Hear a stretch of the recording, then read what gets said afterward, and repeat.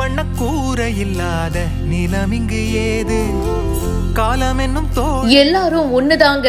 உங்களுக்காக இந்த கதவு எப்பவும் திறந்தே இருக்கும்.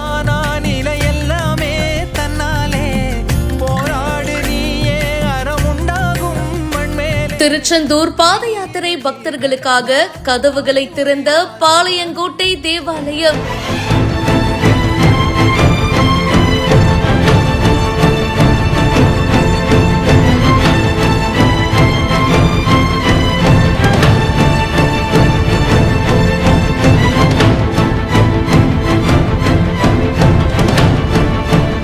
சமூக நல்லிணக்கத்துக்கு எக்ஸாம்பிளா பலரையும் இந்த சம்பவம் நெகிழ வச்சிருக்கு. தைப்பூசத்தை முன்னிட்டு பல பக்தர்கள் பாத யாத்திரையா திருச்செந்தூர் கோவிலுக்கு வருவாங்க. அதுவும் நெல்லை பாளையங்கோட்டை வழியா திருச்செந்தூர் நோக்கி போற பக்தர்களுடைய எண்ணிக்கை ரொம்ப ஜாஸ்தி ஆகிக்கிட்டே இருக்கு.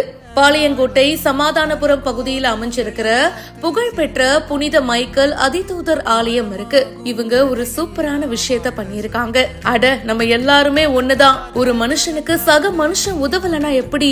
ஜாதி மத வேறுபாடுகளை கடந்து பாத யாத்திரையா வர பக்தர்கள் ஓய்வெடுக்கணும் அப்படின்னு சொல்லிட்டு தேவாலயத்துடைய கதவுகளை திறந்து வச்சிருக்காங்க.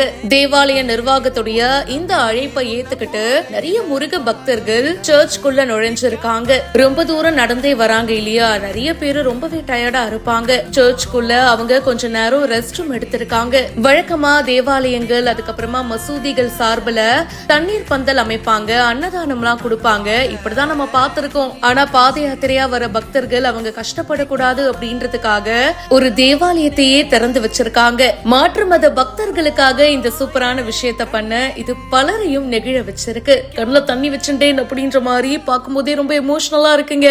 இந்த வீடியோ பத்தின உங்களுடைய கருத்துக்களை கமெண்ட் செக்ஷன்ல சொல்லுங்க. மேலும் பல செய்திகளுக்கு பிஹைண்ட் ரூட்ஸ் நியூஸ் வாட்ஸ்அப் சேனலுக்கு இப்பவே ஜாயின் பண்ணுங்க.